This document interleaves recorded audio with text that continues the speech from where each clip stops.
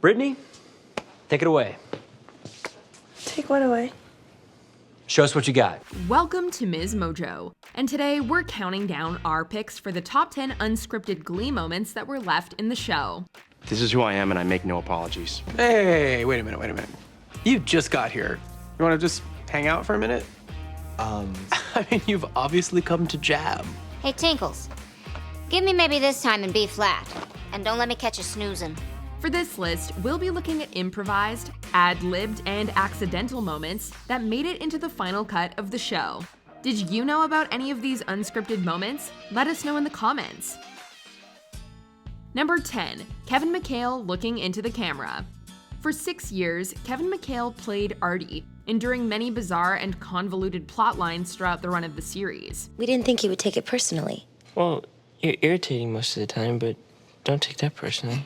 Many of his co-stars lost faith in the show along the way, but McHale held out until a specific episode in season 5, and viewers can actually see his breaking point. What does the fox say? Ding, ding, ding, ding, ding, ding, ding, ding. In an interview, McHale stated the performance of What Does the Fox Say was specifically difficult for him to take seriously. I held out as long as I could. Another medley, I'm going to lose my No, it was What the mind. Fox Say was the boiling point. Yeah. Season 5 was rough. rough for us. The fact that he was obviously goofing off throughout filming confirms this.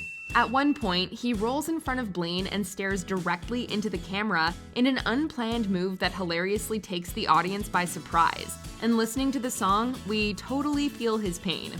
Number 9, choreography mistakes. The unholy trinity, as fans have dubbed the trio of Quinn, Santana, and Brittany, can do no wrong in the eyes of Gleeks, even when they're totally messing up their choreography. There's a million views, baby boo, so don't be dumb. I got 99 problems, but you won't be one. Like what? During Mustang Sally, sung by Roderick Meeks as his audition for the Glee Club, the former Cheerios get on stage to sing backup in support of the student. The song is fantastic, and all 4 performers sound amazing. So much so that the editors must have been distracted getting this scene to its final version. In a close-up shot of Roderick, the 3 women can be seen breaking character and laughing in the background over Naya Rivera messing up her choreography. All you wanna do is ride around Sally. Looking back on it now, the simple editing flub has become a beautifully candid moment of a beloved actress gone too soon. Number 8, Chris Colfer crying at Kristen Chenoweth. One of Glee's first guest stars, Broadway legend Kristen Chenoweth as April Rhodes, was thankfully utilized to her full potential. The Tony winner was given multiple show-stopping musical numbers throughout her time on the show. That's what I long to be. All the odds are they're in my favor. In fact, Maybe This Time, sung by both April and Rachel, was so moving it literally brought Chris Colfer to tears. Stick that in your pipe and smoke it. Kurt's reaction to April's performance was completely real, and Colfer was surprised to see it in the final cut of the episode. His emotional reaction to such a heart-rending performance is totally understandable. Kristen Chenoweth's top-notch talents could make even the most cold-hearted audiences weep. This time I'll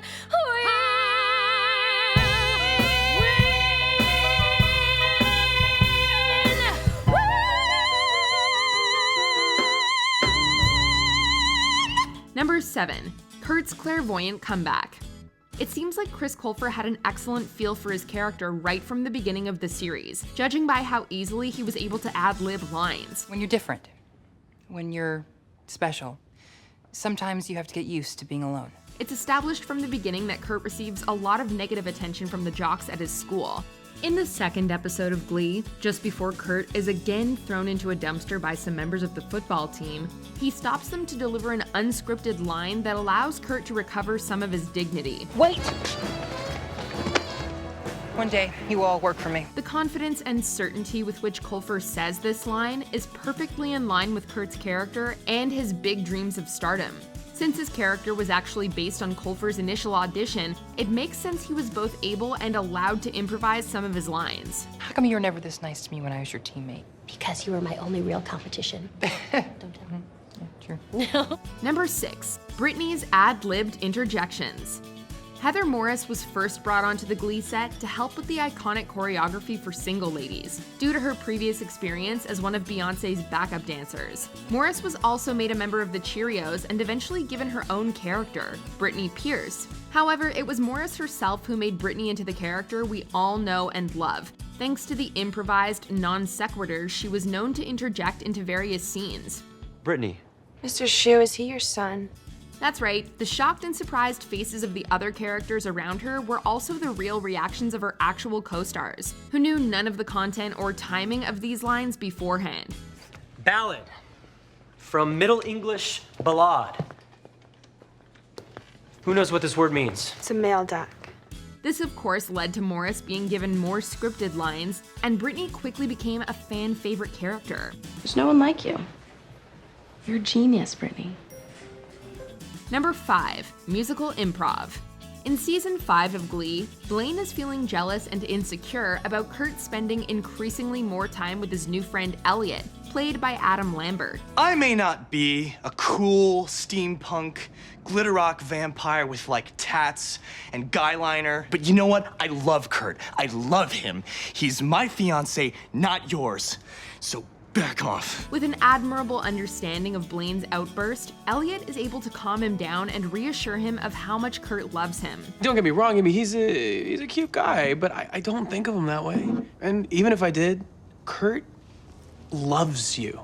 I mean, he doesn't shut up about you, actually. Like, ever. Part of Elliot's method of calming Blaine includes letting him hold a guitar for comfort, which allowed Lambert and Darren Criss to add their own improvised musical collaboration into the scene. The made-up song, Glitter Rock Vampire, is based on an insult Blaine delivered just moments earlier, and was completely created on the spot by Criss and Lambert, likely making for a very memorable day on set. Glitter rock vampire, Gonna bite ya. gonna bite ya. Number 4, an amusingly clumsy chord overstreet. I'm sorry, what? Are you thinking of trying out for the Glee Club? I just saw the... Fantastic. Over the length of the series, the Glee Club was frequently looking for new blood. While on a recruiting mission, Tina, Puck, Sam, Mercedes, and Quinn speak to the members of the Tea Party Patriot Club, only to realize they wouldn't be a good fit for the Glee Club. Oh no, oh hell to the no. You know what? Don't you join the Glee Club. You know, we don't need you ignorant, backwards, lily white, gay-hating, Obama-bashing clubbers. Anyway. They all leave one by one, and Cord Overstreet, who plays Sam, must have been distracted while delivering his last line, because he bumped straight into Diana Agron. Learn that in Glee Club. Order. Order! This was completely unscripted and accidental, but it's obvious from Agron's very genuine laughter that she was caught by surprise and didn't expect this shot to make the final cut. The mistake in this scene definitely makes it more memorable and gives us a glimpse into the behind-the-scenes friendships of the cast. Number 3, Kurt and Blaine's elevator ad-libbing. In one of Glee's Stranger episodes, we learned that there is no bigger clean shipper than Sue Sylvester. She goes so far as to trap the two in an elevator together in the hopes of rekindling their relationship. You and Blaine must kiss. If you kiss each other, you will be allowed to leave this room. That's ridiculous. If the conversation between Kurt and Blaine felt strangely natural and authentic to you, that's because it basically was. Okay, if I was an ironic rapper, this would be my name. Ironic rapper. We drank it when we were playing when we were ice skating Definitely at would Bryant have to do Park. something with hot chocolate. Yes. Hot chocolate. Much of their scene in the elevator was ad-libbed, which definitely shows in the final product. Chris Colfer and Darren Criss had been working closely together for years at this point. Surely it was no challenge for the two talented actors to channel their characters for some improv, despite the truly strange context of the scene. You'd be MC Hot Chocolate. MC Hot Chocolate. Oh, the life I never lived. What a tragedy. You're in the wrong profession. What are you, a teacher now? Yeah. You're blowing it. Okay, my turn. MC Hot Chocolate is calling your name. Number 2, Copacabana Flash Mob.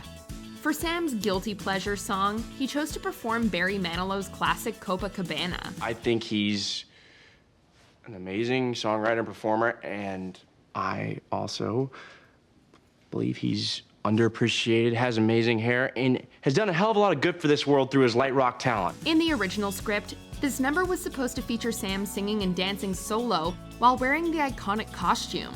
During filming, however, Heather Morris thought the song was just too fun to not get up and dance, and she encouraged the rest of the cast to do so as well. We're at the Copacabana, the hottest spot north of Havana. The song's lyrics mention various characters in a narrative story, and members of the Glee cast each assigned themselves a certain character to play while dancing to and acting out the song. This made for a fun, slightly silly number that looks like it was a blast to film. Are you guys kidding? You guys really like Barry, huh? Dude, everyone loves Barry. But thank you for making us finally say it out loud. Before we continue, be sure to subscribe to our channel and ring the bell to get notified about our latest videos. You have the option to be notified for occasional videos or all of them. If you're on your phone, make sure you go into your settings and switch on notifications. Number 1. Ride With Me.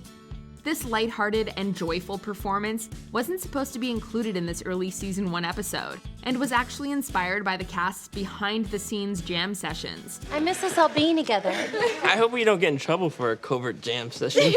Instead of being pre-recorded like many of Glee's songs, this number was sung live, and is one of only 5 songs in the entire series to be filmed like this.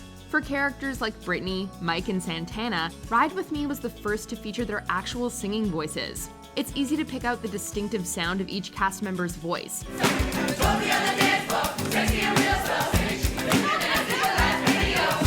The happy expressions of the singers is obviously more than just good acting. It makes it easy to imagine how much fun this series' talented cast all had working together. I like the way you brush your hair. I like those stylish clothes you wear. I like it when the light hits the icy glare, and I can see you moving way over there. Do you agree with our picks? Check out this other recent clip from MsMojo and be sure to subscribe and ring the bell to be notified about our latest videos.